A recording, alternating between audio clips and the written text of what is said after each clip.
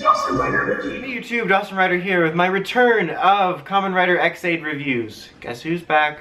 Back again. It's Dan, unfortunately, that trash bag. But, so, I quit doing Ex-Aid reviews around 22, and oddly enough, I'm picking up again at 32, 10 later. I quit because I was just tired of talking about it. I hadn't been a fan. You probably know from my last reviews, I was just exhausted, and like talking about it and just thinking about it more than just watching it was making me mad. So I was like, I'm quitting. I might come back and do milestone episodes, but then I'll do a series wrap for sure. And then, not long after I stopped doing reviews, I almost stopped watching because I'm like, I just hate this show. And then Kamen Rider Chronicles started, and I actually started to get interest again. Now, it hasn't been perfect, and I'll talk about that in a second, but it garnered my interest again to the point where I'm at least on some level slightly looking forward to it each week.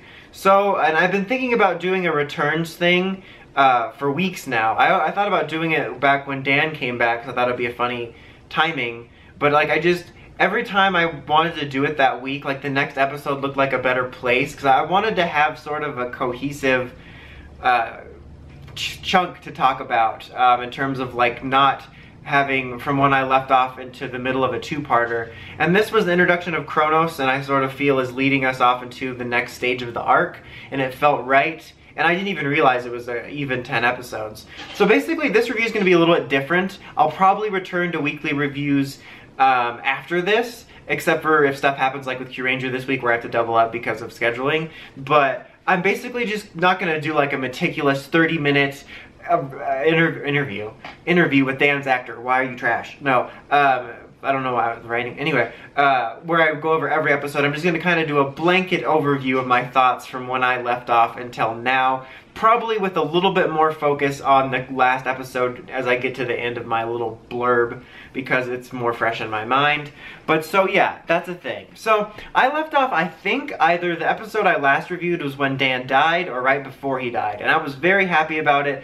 I hate his character, and I hate that he's back. That's one of the things I don't like. I'm pretty much alone in this. Everyone thinks he's a genius. I think the actor is trash at just chewing scenery. The character is horribly written with stupid motivations, but we'll get into that later, and later I mean a couple minutes.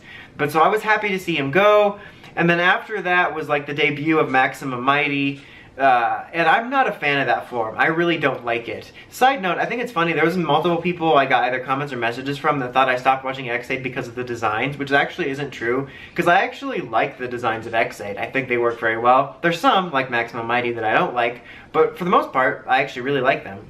Anyway, but I'm just not a fan of that form. I think if it had been presented like a Power Dizer or something like that, I would be more okay with it, but it being basically the mid-season combo, it's too much. It's too goofy and out of place, especially when he's fighting alongside other people in normal forms. I'm just not a fan. I know it's like a reference to something, like, that doesn't make it better. There's been multiple things where I've been like, I don't like this, and someone's like, oh, it's a Mega Man reference. I'm like, oh, I'm sorry, it's good now. Like, I don't care what it's a reference to, I just don't like it. But so that was around, and then they had like stupid Emu's broken powers if he can just rewrite code, and that was the point where I'm like, I'm done.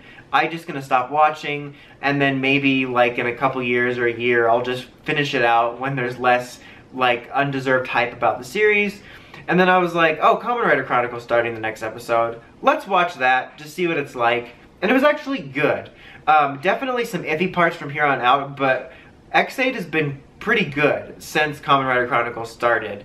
I thought that it really shook things up. The idea of basically an MMORPG or whatever, except it's not RPG because it's not turn-based, you know what I mean. Well, you know what I mean. I don't even need to go into an explanation, but was just really cool.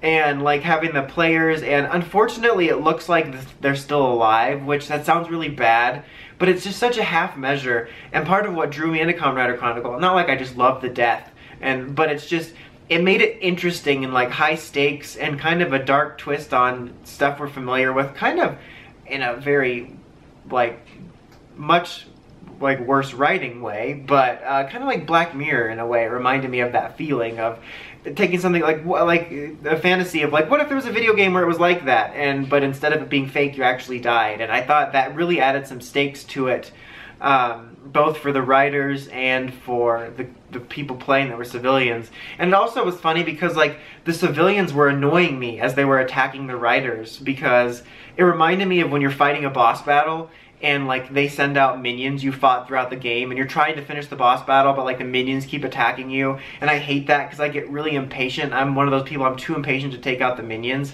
and I was like, just take them out, and I was like happy when they were taken out, but then I'm like, oh crap, they're really dead. So I hope that's not the case really, but it looks like it is. I definitely hope they keep Laser dead. Again, that sounds bad, but it's just, you take away the stakes you've set up when you make it so easy for something to be undone. It's like a half measure. But regardless, the Kamen Rider Chronicles stuff really shook things up, made things interesting again. And the Poppy stuff was weird because I've been really open in these reviews about how I don't like her character. I think she's like a cartoon, obnoxious trash. But I'm still not a fan of a lot of it. But she's actually had a pretty solid arc since she became Evil Poppy. There was some problems with it for sure, and it was kind of funny because like when she was in suit and they're attacking her, I'm like, this would be a great time for them to take her out. And they're like slashing her, and I was like the Emperor, I was like, do it! But then like she de-untransformed, and like she was like sad and crying. I'm like, damn it, you're making me feel sorry for her. On the contrary, I don't feel sorry for Emu when that happens to him. You can feel free to digitize him at any time. But, and then like she actually was a driving force behind getting Genom back and trying to help. There's a bit confusing around the Genom story, which I'll get to in a second, but my point is I'm still not a huge fan, but she's actually had some decent stuff I actually kind of liked in this last bit here that I watched. I still wish they would just, if they would just tone down some of the cartoony stuff. Speaking of, there was an episode I just wanted to touch on briefly. I actually referenced it in a couple Q Ranger reviews, but it was about Snipe and Nico, and when she joined the game and like customized herself and stuff, and their relationship. And that was an episode that actually had some solid content in terms of their relationship, and also his character of the fact that he likes Nico is because she sort of acknowledges him as somewhat of a doctor, I believe that was right, and then like how he just basically feels that he can risk his life because nobody cares, like, and he doesn't really care what people think. And I liked that character beat, and there was actually some decent stuff in there that was not quite as smothering as the last Q Ranger episode's humor, but it was buried under that awful Genom CEO replacement who's just cartoon gutter trash. And I hate that type of character that's just a cartoon, in-your-face facial expressions, cartoony animations. And I didn't like him in the first place, but then like his stupid game and his personality like overshadowed what could have been a decent character episode for them. Okay, now, I don't want to have this run too long, so I need to touch on things also that one of the other big things was the reveal that Paradox is Emu's Bugster, which I really liked on multiple levels. They're one of my main, I don't know if it's major, but one of my main complaints in a lot of my Ex-Aid reviews was there was this weird bit about how Emu had 2 surgeries, and it was revealed weirdly. It felt like a weird rewrote it as we went type of deal, and they were just trying to make another twist. But this actually, it didn't really change anything about that, but the fact that it was like we put the Bugster virus in Emu when he was younger, and then 6 years ago we pulled out Parad, actually gave it a neat bit of purpose. And the fact that Parad's basically a like an imaginary friend that just wants to keep the game going is kind of interesting. He also had a line, which I'm pretty sure isn't the Bugster's motivations, but he basically had a line about how NPCs are constantly being fought with and destroyed, and like, so it's no wonder they're doing this with Kamen Rider Chronicle, which I actually think is a really interesting concept for the villain group, to basically be NPCs that are mad that gamers are destroying them. I don't think they're going that way, but that line made me think of that would be a cool way to take it. But regardless, I think it made it a little bit confusing. It almost made it seem like Emu and, at first, like Emu and him were like twins, or like he was actually him. But I liked the way that went, and it was I was a little bit disappointed that we're not going to get the twist that the Bugster inside Emu was actually the nice Emu that's really annoying that I hate. Because I thought that would be kind of an interesting twist on the usual Rider is a monster formula. And also they put so much emphasis between Poppy and the burger guy, Bugsters can be good, that I thought that's where they were going. So I'm a little bit disappointed, but also sort of having Parad revealed to be, or Palad, it's just Palad, seriously. Palad revealed to be Emu's Bugster was also, just the way they did it, it wasn't revolutionary, but it was also just kind of a nice twist on the, you know, Rider becomes monster trope we've done in Fies and O's and Gaim and I think at least one other one. But yeah, so it was kind of neat. And also his merged form, I was not a huge fan at first, but it's been steadily growing on me. And one of my main problems with it is that it took away, excuse me, what made the two halves of Paradox unique, and it looked more like an Ex-Aid power-up. But given what we know now, the fact that it looks kind of like an Ex-Aid power-up makes sense. So I like most of what had been done with that story. In fact, like when the reveal of I'm You came up, that was the most I'd been excited for an Ex-Aid episode for a while. And there was a bunch of people that were like, called it, I knew it. I had no idea. Like, maybe there was clues, and maybe it was because I was apathetic, but I had not a clue that that was going to happen until someone mentioned on my Twitter feed. I'm like, where the hell did that come from? Okay, but so now Genom is back. Like I said, I hate his character. I think I mentioned that I don't want to retread too much, but I thought there was enormous potential for him to be a hugely smart villain, and he's just a scenery-chewing trash. And now he's back. I kind of like the way they brought him back, and I was kind of hoping maybe he would be a little bit more normal, like maybe this somehow evened him out.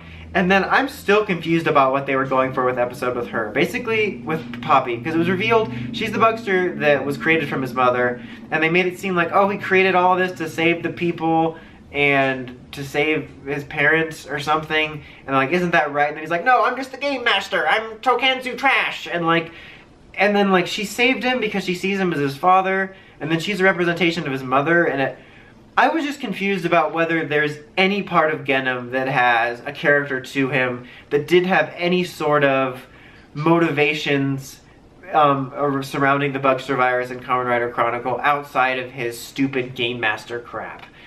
I wasn't sure how I was supposed to feel about that. I'm still confused. And it's unfortunate because like I really like the standard Genom suit. Dangerous Zombie might be one of my all-time favorites. And it's like, but I hate the character. I'll admit there's been some interesting stuff about his return.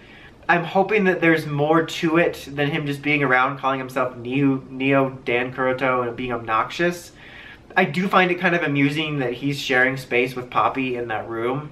There's been some amusing-ish bits, but the episode with him and Poppy really confused me about what I'm supposed to take away from it. I don't know whether I'm supposed to think, no, they just thought there was more depth to him and he's not like that, or yes, there is more depth to him, or it's both, depth and trash. So I don't know. We'll see how it shakes out.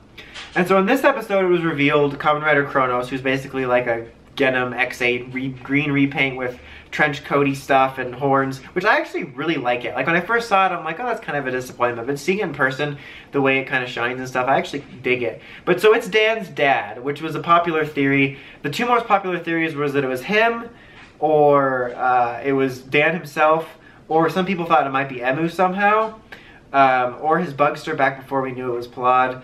And then a more recent one I saw pop up, which was actually because in the scans, we never really got an indication. One of the more recent theories was that he was just an NPC, which I actually would have preferred that. That's my favorite. I like the idea, like I said, of the NPCs being the enemy and being mad, or like, you know, like they've been destroyed, and like sort of taking that spin on video games into real life. And like basically his motivations at the moment, we don't really know a terrible amount, but seem to be that he wants to keep the game going. And that would have been good for an NPC, and I think it would have been an interesting twist, because it's just too cliche and obvious that it was his dad, and I think making it just an NPC or a Bugster or something like that was just that would have been kind of interesting. So I'm a little disappointed. That being said, I did like his presence as a villain. He really came off as intimidating. He carried himself like an actual badass villain. His powers are certainly intimidating, like a super, super hyper clock up. And he just carries himself much more like a villain I can take seriously than Genom. So we'll see where it goes. I'm interested to see that for sure. But overall, like I said, I did a lot of sort of nitpicking in here, and there's definitely still major problems I have with it in the series overall. But it's been good since I left off My main problem is that even though I definitely have some problems with the plot, I find the plot to be at least somewhat engaging, but I don't like any of the characters still. I think the Snipe one gave me a little bit to latch onto with him, but I still just don't like a single character on the show, which I think is a huge problem. But they've been doing good stuff with the plot, and something I'll give them props for is, in a similar yet different way than Drive, because I still think Drive was kind of better in the second half, but like when Drive did that sort of shift, no pun intended, in the second half, where they changed direction and tone a little bit, I think it was around 29 or 30, they opened up with a story about his dad. And I thought, oh, okay, this is going to be the rest of the series, and we're going to lead to fighting the guy that killed his dad. And then that story was over quickly. And there was like 2 or 3 stories where I didn't know where Drive was going. They kept laying something out in front of me, and I thought, oh, this is where they're going, and then they would wrap that story up and move on to another one. And like, I really didn't know where Drive was going to go until the end of the series, and I liked that feeling. And Ex-Aid, like I said, to a lesser extent, has given me that feeling of, I think I know where they're going, and then, oh, I didn't see that coming, and so I kind of haven't known what to anticipate, and now we're like in 30, 32, or whatever it is, and it feels like in-game time, and we still have a little less than 20 episodes left. So yeah, I'll give him props for that. I really don't know where it's gonna go. Like, I didn't expect Dan to come back, and much less for him to be somewhat working with the main writers. So yeah. So, sorry about the long ramble, it was a long catch-up, there'll be much more normal length after this. You know how it is. But so, I'm not gonna give a score to every episode because I can't possibly remember how I felt about each individual one. So I'll just kind of give a blanket score for how I feel the series is doing since I left off till now, which is a 7.5. But yeah, I let this go long enough, so next week maybe we'll return to regular reviews. Until next time, don't forget to like, comment, subscribe. Dawson Rider, signing out.